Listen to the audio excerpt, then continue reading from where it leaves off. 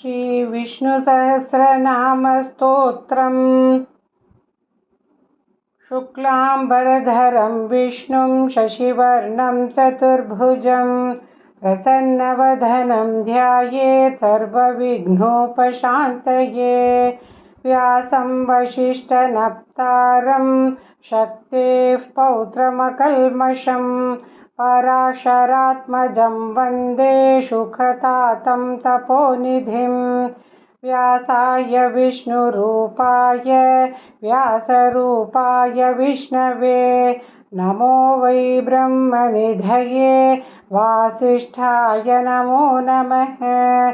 अविकाराय शुद्धाय नित्याय परमात्मने सदैकरूपरूपाय विष्णवे सर्वजिष्णवे यस्य स्मरणमात्रेण जन्मसंसारबन्धनात् विमुच्यते। नमस्तस्मै विष्णवे प्रभविष्णवे। ॐ नमो विष्णवे प्रभविष्णवे।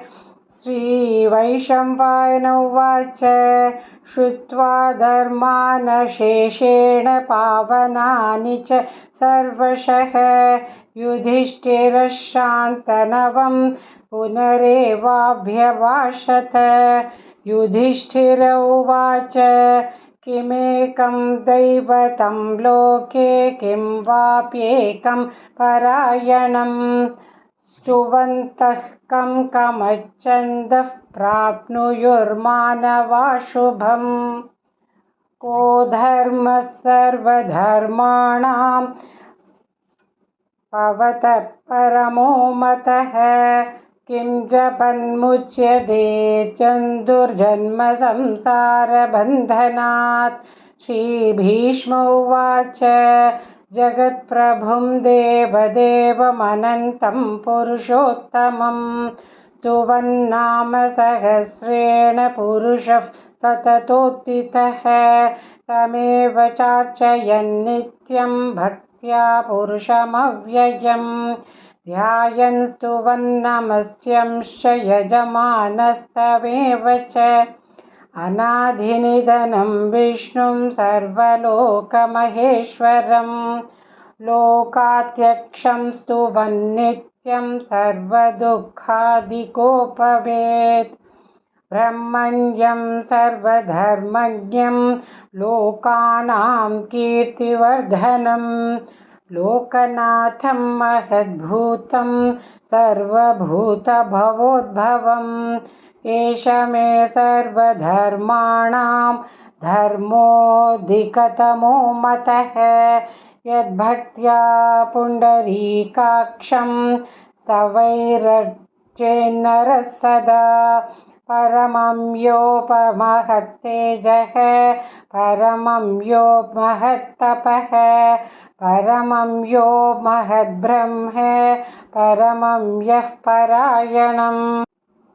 पवित्राणां पवित्रं यो मङ्गलानां च मङ्गलं दैवतं देवतानां च भूतानां यो व्ययः यतः सर्वाणि भूतानि भवत्याधियुगागमे यस्मिंश्च प्रलयं यान्ति पुनरेव युगक्षये। तस्य लोकप्रधानस्य जगन्नाथस्य भूपते विष्णोर्नाम सहस्रं मे शृणु पापभयापहम्। यानि नामानि गौणानि विख्यातानि महात्मनः ऋषिभिः परिगीतानि तानि वक्ष्यामि भूतये। ऋषिर्नाम्नां सहस्रस्य वेदव्यासो महामुनिः छन्दोनुष्टुप् तथा देवो भगवान् देवकीसुतः। अमृतांशूद्भवो बीजं शक्तिर्देवकीनन्दनः त्रिसामा हृदयं तस्य शान्त्यर्थे विनियुज्यते। विष्णुं जिष्णुं महाविष्णुं प्रभविष्णुं महेश्वरं अनेकरूपदैत्यान्तं नमामि पुरुषोत्तमम्। अस्य श्रीविष्णोर्दिव्यसहस्रनामस्तोत्रमहामन्त्रस्य श्रीवेदव्यासो भगवान् ऋषिः अनुष्टुप् छन्दः। श्रीमहाविष्णुः परमात्मा श्रीमन्नारायणो देवता अमृतांशोद्भवो भानुरिति बीजं देवकीनन्दनः सृष्टेऽदिशक्तिः उद्भवक्षोभणो देव इति परमो मन्त्रः शङ्खबृहन्नन्दकी चक्रीति कीलकं शार्ङ्गधन्वागदाधर इति अस्त्रं रथाङ्गपाणिरक्षोभ्य इति नेत्रं त्रिसामासामगः सामेति कवचम् आनन्दं परब्रह्मेति योनिः रुद्रसुदर्शनः काल इति दिग्बन्धः श्रीविश्वरूप इति ध्यानं श्रीमहाविष्णुप्रीत्यर्थे सहस्रनामजपे विनियोगः। ध्यानं क्षीरोदन्वत्प्रदेशे शुचिमणिविलसत्सैकते मौक्तिकानां मालाक्लुप्तासनस्तस्फटिकमणिनिभैर्मौक्तिकैर्मण्डिताङ्गः शुभ्रैरभ्रैरदभ्रैरुपरि विरचितैर्मुक्तपीयूषवर्षैः आनन्दीनपुनीयादरिनलिनकदा शङ्खपाणिर्मुकुन्दः भूपादौ यस्य नाभिर्वियदसु नरनिलचन्द्रसूर्योच्चनेत्रे कर्णावाशाशिरोर्धौर्मुखमपि दहनो यस्य वास्थेयमब्धिः अन्तस्थं यस्य विश्वं सुरनरगगो भोगिगन्धर्वदैत्यैः चित्रं रम्यते तं त्रिभुवनवपुषं विष्णुमीशं नमामि। ॐ नमो भगवते वासुदेवाय। शान्ताकारं भुजगशयनं पद्मनाभं सुरेशं विश्वाधारं गगनसदृशं मेघवर्णं शुभाङ्गं लक्ष्मीकान्तं कमलनयनं योगिहृद्ध्यानगम्यं वन्दे विष्णुं भवभयहरं सर्वलोकैकनाथं मेघश्यामं पीतकौशेयवासं श्रीवत्साङ्कं कौस्तुभोद्भासिताङ्गं पुण्योपेतं पुण्डरीकायताक्षं विष्णुं वन्दे सर्वलोकैकनाथम्। नमः समस्तभूतानामादिभूताय भूभृते अनेकरूपरूपाय विष्णवे प्रभविष्णवे सशङ्खचक्रं सकिरीटकुण्डलं सपीतवस्त्रं सरसीरुहेक्षणं सहारवक्षस्थलशोभिकौस्तुभं नमामि विष्णुं शिरसा चतुर्भुजम् छायायां पारिजातस्य हेमसिंहासनोपरि आसीनं नमं मुदक्ष्याममायताक्षमलकृतं चन्द्राननं चतुर्बाहुं श्रीवत्साङ्कितवक्षसं रुक्मिणी सत्यभामाभ्यां सहितं कृष्णमाश्रये। हरिः ओम्। विश्वं विष्णुर्वषट्कारो भूतभव्यभवत्प्रभुः भूतकृद्भूतभृद्भावो भूतात्मा भूतभावनः भूतात्मा परमात्मा च मुक्तानां परमागतिः अव्ययः पुरुषः साक्षी क्षेत्रज्ञो क्षर एव च योगो योगविदां नेता प्रधानपुरुषेश्वरः नारसिंहवपुः श्रीमान् केशवः पुरुषोत्तमः सर्वशिवस्थाणुर्भूताधिर्निधिरव्ययः सम्भवो भावनो भर्ता प्रभवः प्रभुरीश्वरः स्वयंभूः शम्भरादित्यः पुष्कराक्षो महास्वनः अनादिनिधनो धाता विधादाता धुरुत्तमः अप्रमेयो ऋषिकेशः पद्मनाभोऽमरप्रभुः विश्वकर्मा मनुस्त्वष्टा स्थविष्ठस्थविरो ध्रुवः अग्राह्यः शाश्वतः कृष्णो लोहिताक्षप्रदर्दनः प्रभूतस्त्रिककुं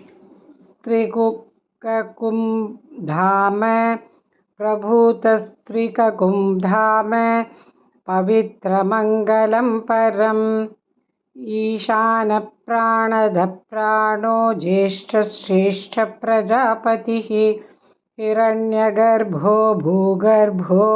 माधवो मधुसूदनः ईश्वरो विक्रमी धन्वी मेधावी विक्रमक्रमः अनुत्तमो दुराधर्षः कृतज्ञः कृतिरात्मवान् सुरेशः शरणं शर्म विश्वरेताः प्रजाभवः अहः संवत्सरो व्यालः प्रत्यस्यः सर्वदर्शिनः अजः सर्वेश्वरः सिद्धिसर्वाधिरच्युतः वृषाकविरमेयात्मा सर्वयोगविनिःसृतः वसुर्वसुमनः सत्यः समात्मा संमितः समः अमोघः पुण्डरीकाक्षो वृषकर्मा वृषाकृतिः रुद्रो बहुशिरा बभ्रुर्विश्वयोनिश्चुचिरवाः अमृतः शाश्वतस्थाणुर्वरारोहो महातपाः सर्वगः सर्वविद्भानु विश्वक्सेनो जनार्दनः वेदो वेदविदव्यङ्गो वेदाङ्गो वेदवित्कविः लोकात्यक्षः सुरात्यक्षो धर्मात्यक्षः कृताङ्कृतः चतुरात्मा चतुर्धंश्चतुर्भुजः भ्राजिष्णुर्भोजनं भोक्ता सहिष्णुर्जगदाजितः अनघो विजयो जेता विश्वयोनिः पुनर्वसुः उपेन्द्रो वामनः प्रांशुः रमोहः शुचिरुचितः अतीन्द्रसङ्ग्रहः सर्गो धृतात्मा नियमो यमः वेद्यो वैद्यः सदा योगी वीरः माधवो मधुः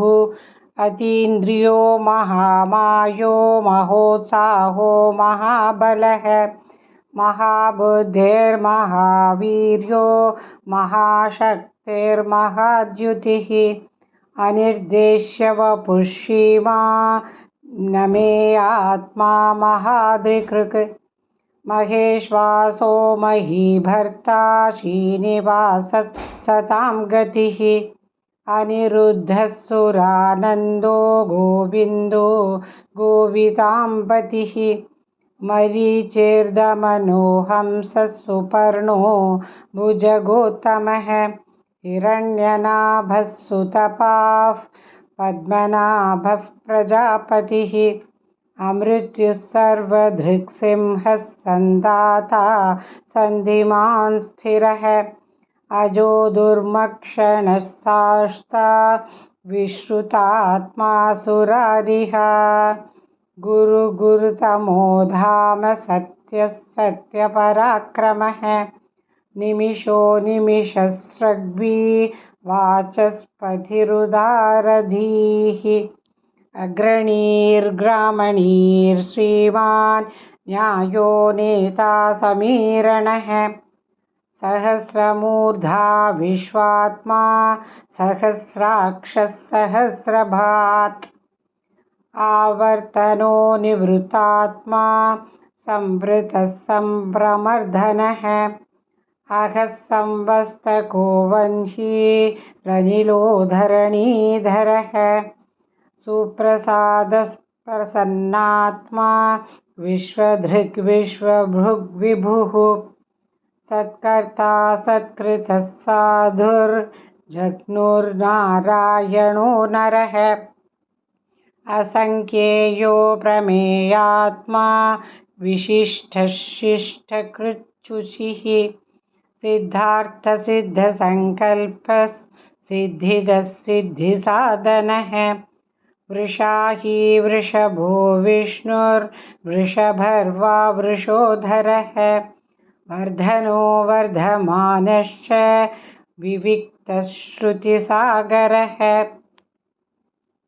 सुभुजो दुर्धरो वाग्मी महेन्द्रो वासुदो वसुः नैकरूपो बृहद्रूपः क्षिपिविष्टप्रकाशनः ओजस्तेजोद्युतिधरः प्रकाशात्मा प्रतापनः रुद्रस्पष्टाक्षरो मन्त्रश्चन्द्रांशुर्भास्करश्च्युतिः अमृतांशुद्भवो भानुः शशबिन्दुसुरेश्वरः औषधं जगदः सेतुः सत्यधर्मपराक्रमः भूतभव्यभवन्नाथः पवनः पावनो नलः कामः कामकृत्कान्तः कामः कामप्रदः प्रभुः युगादिहृद्युगावर्तो नैकमायो महाशनः अदृश्यो व्यक्तरूपश्च सहस्रजिदनन्दचित् इष्टो विशिष्टशिष्टेष्टः शिखण्डी न हृषो वृषः क्रोधः क्रोधकृत्कर्ता विश्वबाहुर्महीधरः अच्युतः प्रथितः प्राणः प्राणदो वासवानुजः आपान्निधिरधिष्ठानमप्रमत्तः प्रतिष्ठितः स्कन्दस्कन्दधरो धुर्यो वरदो वायुवाहनः वासुदेवो बृहद्भानुर्साधिदेवः पुरन्दरः अशोकस्तारणस्तारः शूरः शौरिजनेश्वरः अनुकूलः शतावर्तः पद्मी पद्मनिभीक्षणः पद्मनाभो रवीन्द्राक्षः पद्मगर्भः शरीरभृत् मखर्दृद्धो वृद्धात्मा महाक्षो गरुडध्वजः अतुलः शरभो भीमः समयज्ञो हविर्हरिः सर्वलक्षणलक्षण्यो लक्ष्मीवान् समितिञ्जयः विक्षरो रोहितो मार्गो हेतुर्दामोदरः सहः महीधरो महाभागो वेगवानमिताशनः उद्भवक्षोभणो देवः श्रीगर्भः परमेश्वरः करणं कारणं कर्ता विकर्ता गहनो गुहः व्यवसायो व्यवस्थानः संस्थानस्थानदो ध्रुवः परर्धिवरमस्पष्टस्पुष्टः शुभेक्षणः रामो विरामो विरतो मार्गो नेयो नयोनयः वीरशक्तिमतां श्रेष्ठो धर्मो धर्मविदुत्तमः वैकुण्ठः पुरुषः प्राणः प्राणदः प्रणवः पृथुः हिरण्यगर्भशत्रुघ्नो व्याप्तो वायुरधोक्षजः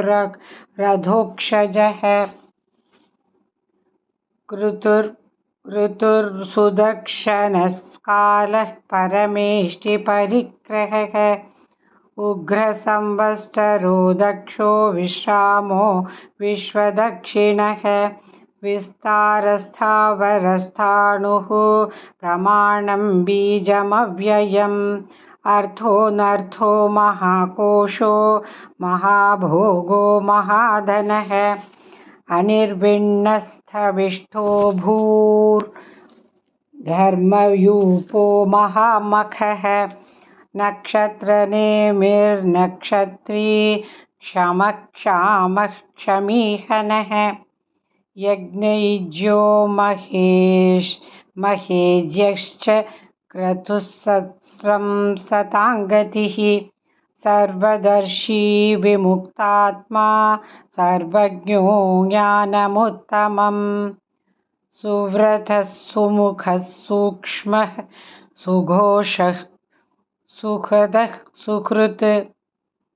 मनोहरो जिदक्रोधो वीरबाहुर्विदारणः स्वापनस्ववशो व्यापी नैकात्मा नैककर्मकृत् वत्सरो वत्सलो वत्सी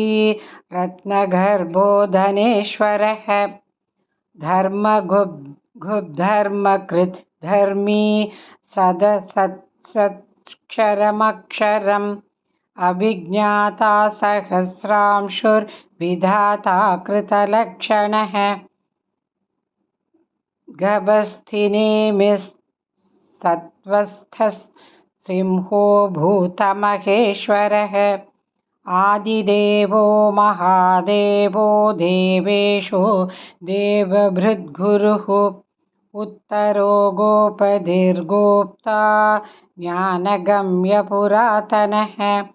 शरीरभूतभृद्भोक्ता कबीन्द्रो भूरिदक्षिणः सोमपो मृदुपः सोमः पुरुजित्पुरुषोत्तमः विनयो जयसत्यसन्धो दाशार्हः सात्वतां पतिः जीवो विनयिता साक्षी मुकुन्दो मितविक्रमः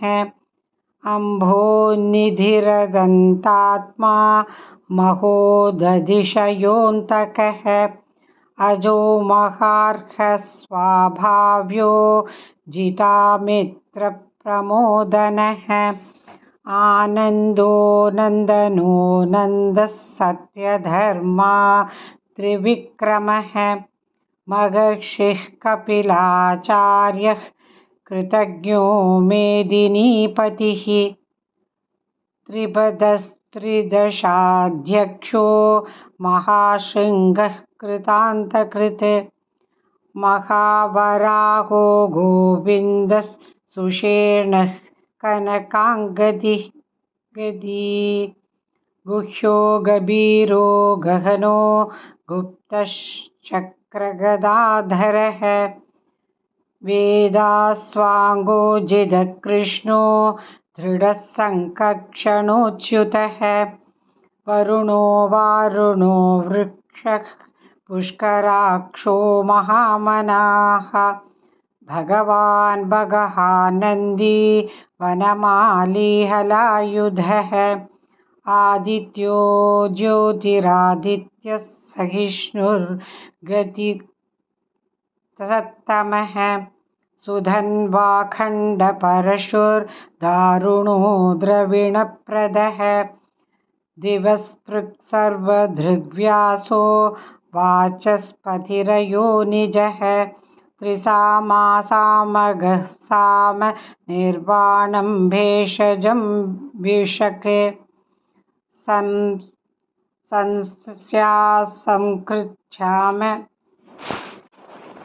संज्ञासकृच्छमः शान्तो निष्ठा शान्तिपरायणम् शुभाङ्गः शान्तिदः स्रष्टा कुमुदः कुवलेशयः गोहितो गोपतिर्गोप्ता वृषभाक्षो वृषप्रियः अनिर्वर्तये निवृत्तात्मा संक्षेप्ता क्षेमकृत् शिवः श्रीवत्सवक्षा श्रीवासः श्रीपतिः श्रीमताम्बरः श्रीधः श्रीशः श्रीनिवासः श्रीनिधिः श्रीविभावनः श्रीधरः श्रीकरः श्रेयः श्रीमालोकत्रयाश्रयः स्वक्षस्वङ्गशतानन्दो नन्दिर्ज्योतिर्गणेश्वरः विजितात्मा विधेयात्मा सत्कीर्तिर्चिन्नसंशयः उदीर्णः सर्वतश्चक्षुरनीशः शाश्वतस्थिरः भूषयो भूषणो भूतिर्विशोकः शोकनाशनः अर्चिष्मानर्चितस्कुम्भो विशुद्धात्मा विशोधनः अनिरुद्धो प्रतिरथः प्रद्युम्नो मितविक्रमः कालनेमिनिहा वीरः शौरिशौरजनेश्वरः त्रिलोकात्मा त्रिलोकेशः केशवः केशिहा हरिः कामदेवः कामपालः कामी कान्तः कृतागमः अनिर्देश्य वपुर्षीमा अनिर्देश्य वपुर्विष्णुर्वीरोऽनन्तो धनञ्जयः ब्रह्मण्यो ब्रह्मकृद्ब्रह्मा ब्रह्मविवर्धनः ब्रह्मविद्ब्राह्मणो ब्रह्मी ब्रह्मज्ञो ब्राह्मणप्रियः महाक्रमो महाकर्मा महातेजा महोरगः महाक्रतुर्महायज्वा महायज्ञो महाहविः स्तव्यस्तवप्रियस्तोत्रं स्तुतिस्तोतारणप्रियः पूर्णः पूरयिता पुण्यः पुण्यकीर्तिरनामयः मनोजवस्तीर्थकरो वसुरेता वसुप्रदः वसुप्रदो वासुदेवो वसुर्वसुमनाहविः सद्गतिः सत्कृतिः सत्ता सद्भूतिः सत्परायणः शूरसेनो यदुश्रेष्ठः सन्निवासः सुयामुनः भूतावासो वासुदेवः सर्वासुनिलयो नलः दर्पः दर्पदो दृप्तो दुर्धरोऽथापराजितः विश्वमूर्तिर्महामूर्तिर्दीप्तमूर्तिरमूर्तिमान् अनेकमूर्तिरव्यक्तः शतमूर्तिः शाताननः एकोनैकः स वक्कः किं यत्तत्पदमनुत्तमम् लोकबन्धो लोकनाथो माधवो भक्तवत्सलः सुवर्णवर्णो हेमाङ्गो वराङ्गश्चन्दनाङ्गदी वीरः विषमशून्यो धृताशीरचलश्चलः अमानीमानदो मान्यो लोकस्वामी त्रिलोकधृक् सुमेधामेधजो धन्यः सत्यमेधाधराधरः तेजो वृषोद्युतिधरः सर्वशस्त्रभृताम्बरः प्रग्रहो विनिग्रहो व्यग्रो नैकशृङ्गो गदाग्रजः चतुर्मूर्तिश्चतुर्बाहुश्चतुर्व्यूहः चतुर्गतिः चतुरात्मा चतुर्वेदविदेकपात्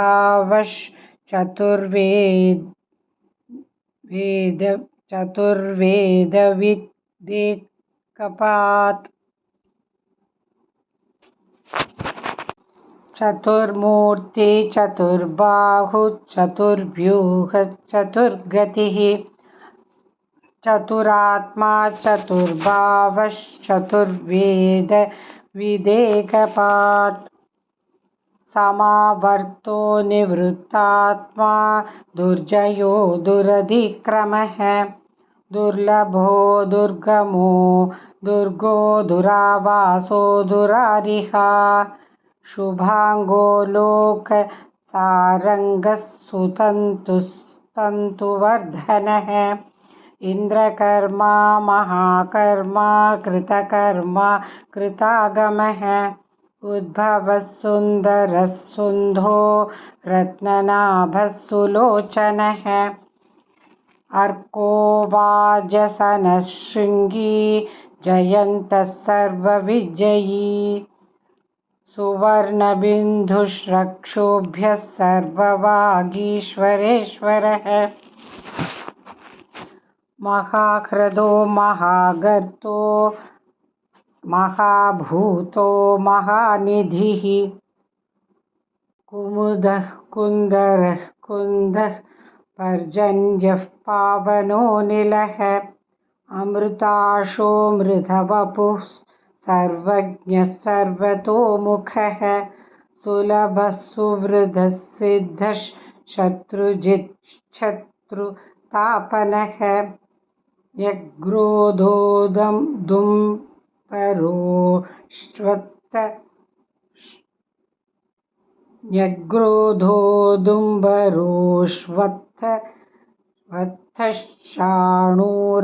न्यग्रोधोदुम्बरोष्वत्थशाणूरान्ध्रिनिषूदनः सहस्रार्चेर्सप्तजिह्वः सप्तैधा सप्तवाहनः अमूर्तिरनघोचिन्त्यो भयकृद्भयनाशनः अणुर्बृहत्कृशस्थूलो गुणभृन्निर्गुणो महान् अधृतस्वधृतस्वास्य प्राग्वंशो वंशवर्धनः भारभृत्कथितो योगी योगीशः सर्वकामदः आश्रमणशमणक्षामः सुपर्णो वायुवाहनः धनुर्धरो धनुर्वेदो दण्डो दमयिता दमः अपराजितः सर्वसहो नियन्ता नियमो यमः सत्त्ववान् सात्विकः सत्यः सत्यधर्मपरायणः अभिप्रायः प्रियार्होः प्रियकृत्प्रीतिवर्धनः विहाय सगतिर्ज्योतिः सुरुचिर्हुदभुक् विभुः रविर्विरोचनः सूर्यः सविता रविलोचनः अनन्तो हुदभुग्भोक्ता सुखदो नैकजोऽग्रजः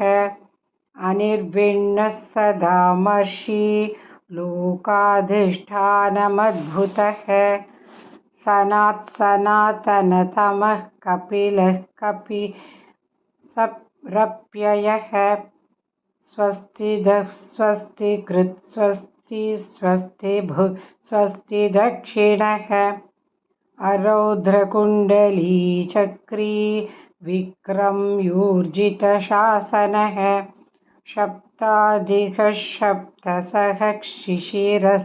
शर्वरीकरः अक्रूरपेशलो दक्षो दक्षिणक्षमिणाम्बरः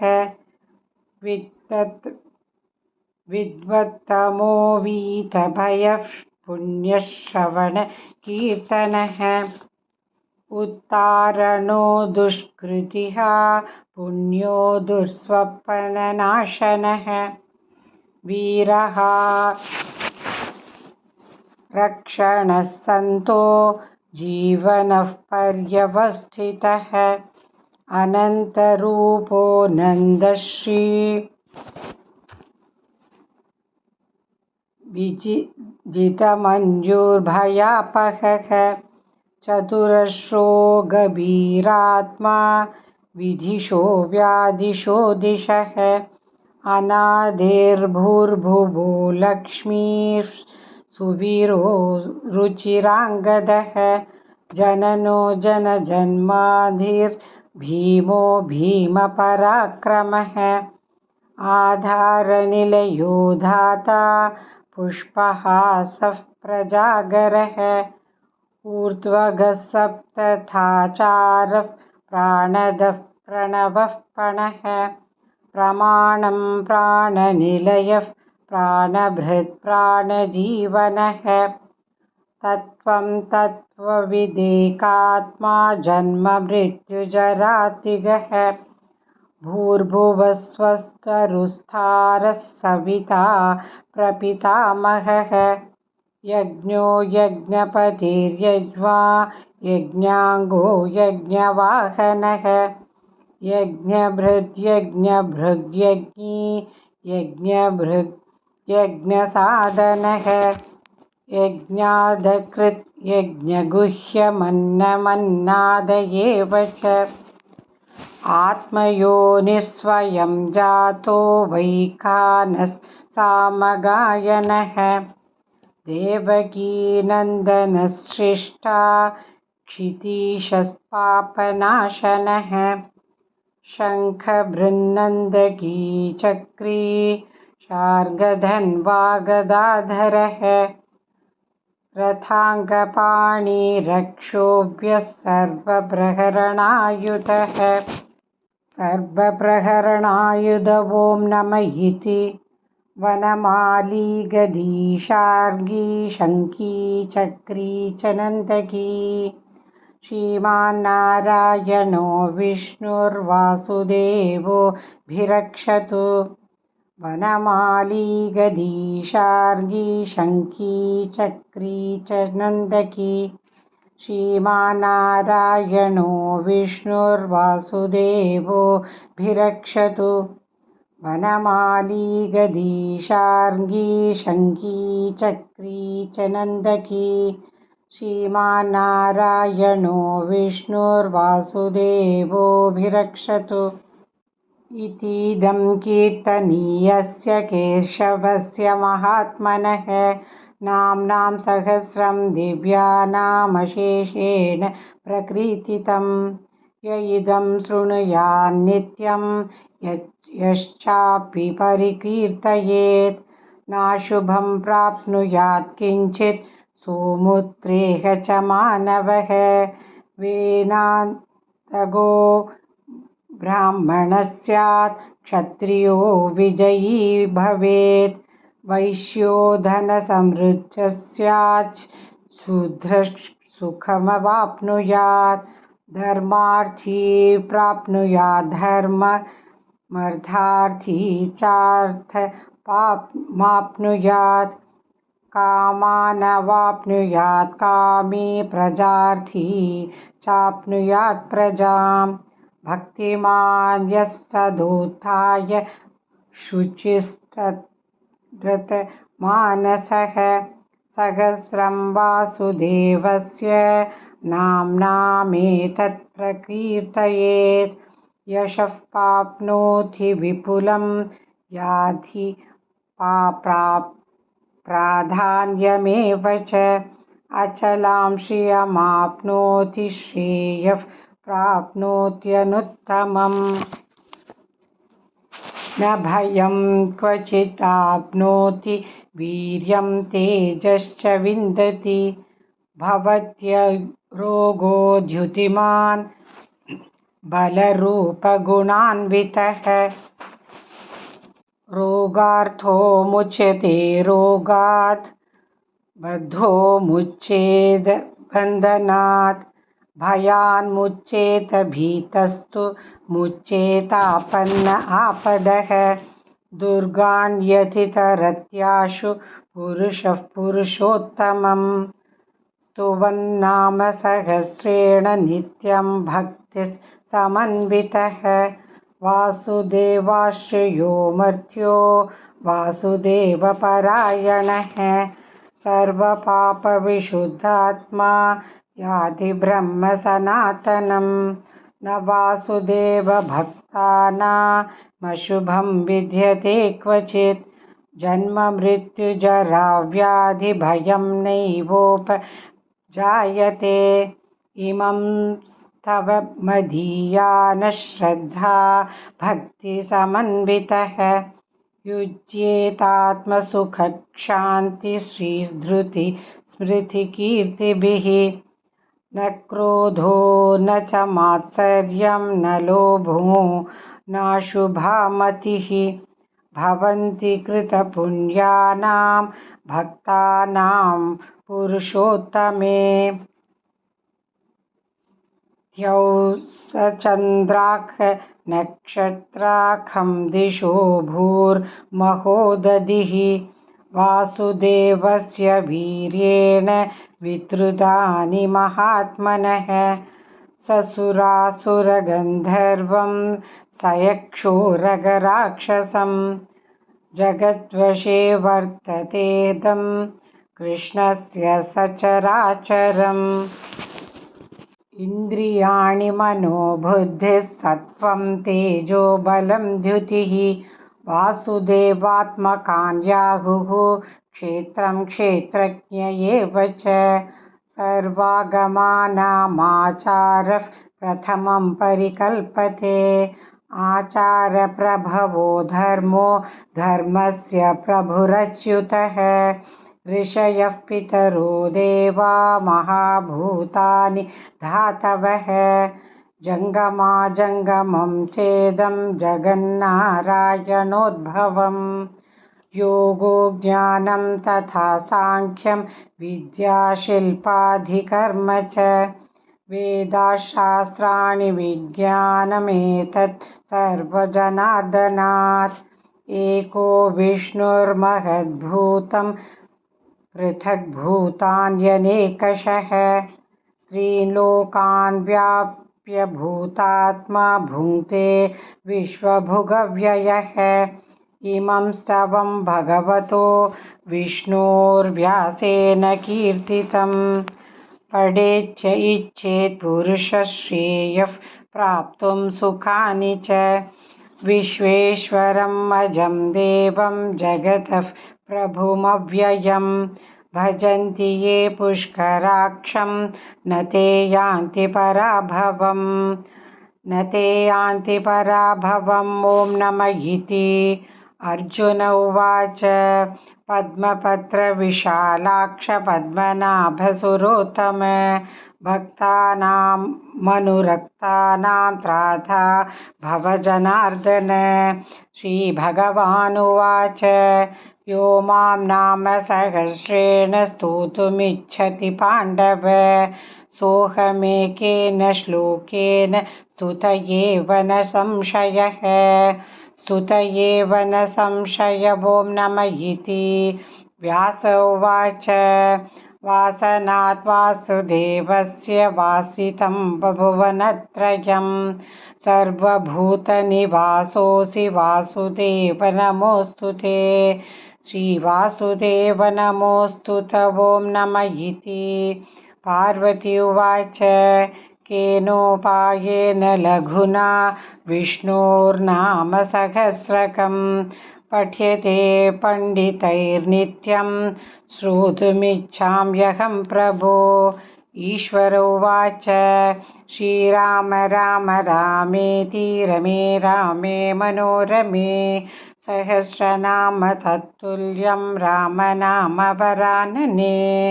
श्रीराम राम रामेति रमे रामे मनोरमे सहस्रनाम तत्तुल्यं रामनाम वरानने श्रीराम राम रामेति रमे रामे मनोरमे सहस्रनाम तत्तुल्यं रामनाम वरानने श्रीराम नाम वरानन ॐ नमः इति ब्रह्मोवाच नमोऽस्त्वन्मनन्ताय सहस्रमूर्तये सहस्रपादाक्षि शिरोरुबाहवे सहस्रनाम्ने पुरुषाय शाश्वते सहस्रकोटियुगधारिणे नमः सहस्रकोटियुगधारिण ॐ नम इति सञ्जय उवाच। यत्र योगेश्वरः कृष्णो यत्र पार्थो धनुर्धरः तत्र श्रीर्विजयो भूतिर्ध्रुवा नीतिर्मतिर्ममः। श्रीभगवानुवाच। अनन्या चिन्तयन्तो मां ये जनाः पर्युपासते तेषां नित्याभियुक्तानां योगक्षेमं वहाम्यहम्। परित्राणाय साधूनां विनाशाय च दुष्कृतां धर्मसंस्थापनार्थाय सम्भवामि युगे युगे। आर्था शिथिलाश्च भीता घोरेषु च व्याधिषु वर्तमानाः संकीर्त्य नारायणशब्दमात्रं विमुक्तदुःखा सुखिनो भवन्तु। कायेन वाचा मनसेन्द्रियैर्वा बुद्ध्यात्मना वा प्रकृते स्वभावात् करोमि यत्तत् सकलं परस्मै नारायणायेति समर्पयामि। श्रीमन्नारायणायेति समर्पयामि।